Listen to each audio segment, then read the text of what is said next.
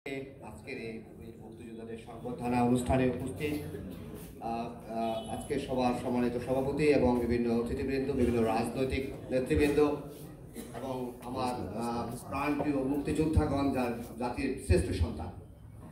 আমি আপনাদের সন্তান সমতুল্য।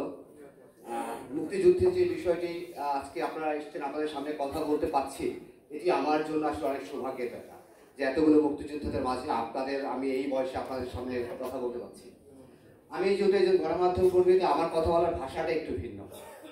আমি একটু বলবো যে আসলে এই যে মুক্তিযুদ্ধের যে চেতনাটা শুরু হয়েছিল 1971-এ যে ভাষা আন্দোলনের মাধ্যমে যে মুক্তিযুদ্ধ হয়েছিল, আমার এক মুক্তিযুদ্ধ চাচা বলছিলেন যে আমরা ভাতার জন্য মুক্তিযুদ্ধ করে নিই, আমরা সার্টিফিকেটের জন্য মুক্তিযুদ্ধ করে নিই, আমরা চাকরির জন্য মুক্তিযুদ্ধ করি। আসলে ঠিক তাই।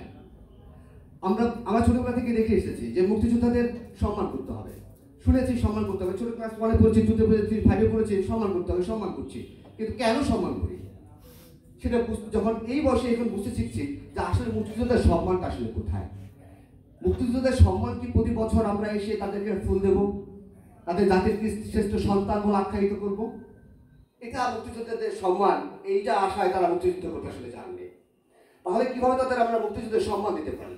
যে মুক্তিযোদ্ধাদের কারণে 56,000 বর্গ মাইলের এই বাংলাদেশ আজকে আমরা পেয়েছি, সেই বাংলাদেশের যে মুক্তিযুদ্ধ যারা করেছিলেন, যে মুক্তিযুদ্ধের যে চেতনা নিয়ে করেছিলেন, সেই চেতনার জায়গাটায় আমরা তাদেরকে ফিরিয়ে দিতে পেরেছিলাম। তারা এনে দিয়েছিল আমাদের 56,000 বর্গ মাইলের এই বাংলাদেশ। এই বাংলাদেশে যে উদ্দেশ্য, যে বৈষম্যহীন বাংলাদেশের জন্য মুক্তিযুদ্ধ হয়েছিল, সেই বৈষম্যের বাংলাদেশে মুক্তিযুদ্ধদের জন্য আমরা কিন্তু সেই বৈষম্যহীন বাংলাদেশ উপহার তাদের দিতে পারিনি। এটি তাদের একটি ব্যর্থতা, তাদের মনের একটি কষ্ট এবং যাতনা। আমাদের বাংলাদেশের নাগরিক হিসেবে প্রতিটি নাগরিক তার অবস্থান থেকে মুক্তিযুদ্ধের যে উদ্দেশ্য ছিল বৈষম্যহীন বাংলাদেশ, প্রত্যেকের সম অধিকারের যে বাংলাদেশ, সেই বাংলাদেশ যদি আমরা আপনাদের দিতে পারি, তাহলে মুক্তিযোদ্ধাদেরকে কেবল সম্মান করা সম্ভব, নতুবা মুক্তিযোদ্ধাদেরকে সম্মান হয় না। এটি আমার অভিমত।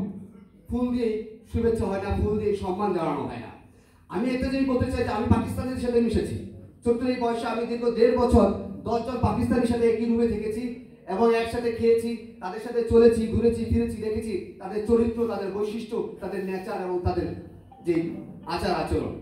সেই জায়গাটা থেকে আমি একটু বলবো যে আমাদের যে মুক্তিযোদ্ধারা যদি করেছিলেন, যে মুক্তিযুদ্ধ, যে বৈষম্য বাংলাদেশ গড়ার লক্ষ্যে প্রতিটি নাগরিকের সেই জায়গা থেকে তাদের বৈষম্যের বাংলাদেশ গড়ার লক্ষ্যে কাজ করতে হবে। শুধু আমরা মুখে বললেই নয়, এটি আমাদেরকে কাজ করতে হবে। যেহেতু আমি এখানে অনেকেই ছোট, অনেক সিনিয়র রয়েছেন, তারা বক্তব্য দেবেন। আমি শুধু একটি কথা বলবো, বাংলাদেশের একজন নাগরিক হয়ে বীর মুক্তিযোদ্ধাদের কাছে আমি একটি ওয়াদায় আবদ্ধ হতে চাই। সেটি হচ্ছে একজন সুষ্ঠু নাগরিক হিসেবে সুষ্ঠু বাংলাদেশ গড়ার লক্ষ্যে এবং বাংলাদেশকে বৈষম্যহীন করার লক্ষ্যে আমার অবস্থান থেকে আমি আপনাদের কাছে বদ্ধপরিকর। সেই লক্ষ্যে আমি আমার চেষ্টা সম্পূর্ণভাবে চালিয়ে যাবো ইনশাআল্লাহ। আমার লেখনের মাধ্যমে, আমার বলার মাধ্যমে আমি প্রতিবাদ করে দেবো একটি সুন্দর বাংলাদেশ গড়ার লক্ষ্যে।